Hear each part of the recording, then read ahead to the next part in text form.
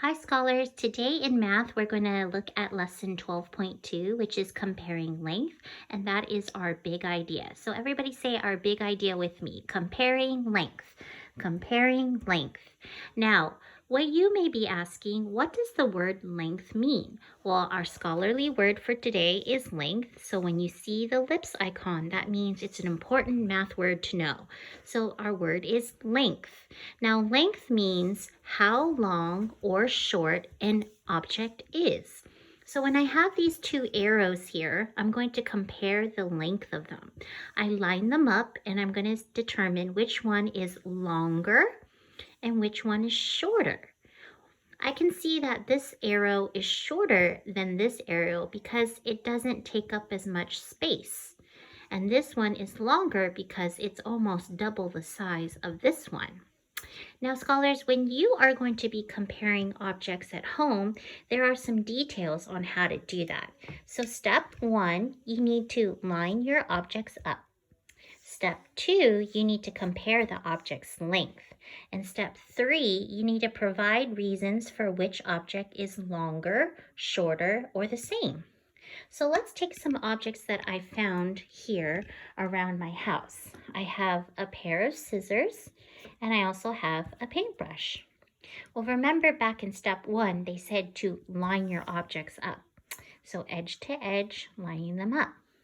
Then step 2 is to compare our objects. Well, when I look at the objects, I can tell that the paintbrush is longer because it takes up more space. So now in step 3, I'm going to provide you some reasons to explain which of my objects are longer or shorter in length. So I would say the scissors are shorter in length and the paintbrush is longer in length.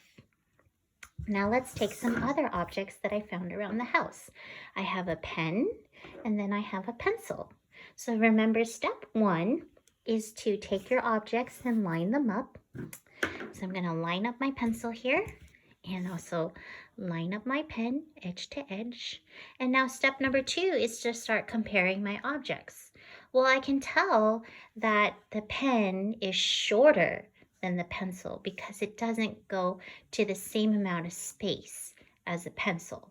So if I'm going to provide some reasons to explain the length of my objects, I would say the pencil is longer in length. The pen is shorter in length. Now I'm going to take a couple more objects to compare.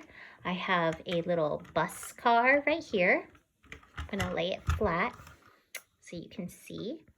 And then I have a little toy Lego car here that I found in Remy's room.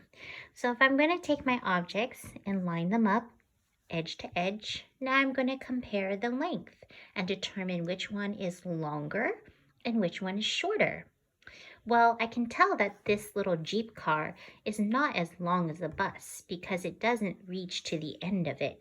So I would provide some reasons now and say the Jeep car is shorter than in length and the bus is longer in length. And I could also flip it this way and you could also see that in comparison, they are still the same. The Jeep is shorter and the bus is longer. Let's try one more example, scholars. I'm going to take some books that I found in my kids' room. So here we have a Pokemon book. Oops, sorry about that. And I also have a Sesame Street book. Now when I take my two books, I line them up edge to edge. And then I'm going to compare the lengths and determine, which one is longer and which one is shorter. Well, I can tell that this book is longer because it has more space than this book. So I'm going to use my reasons now and compare and say the Pokemon book is longer in length. The Sesame Street book is shorter in length.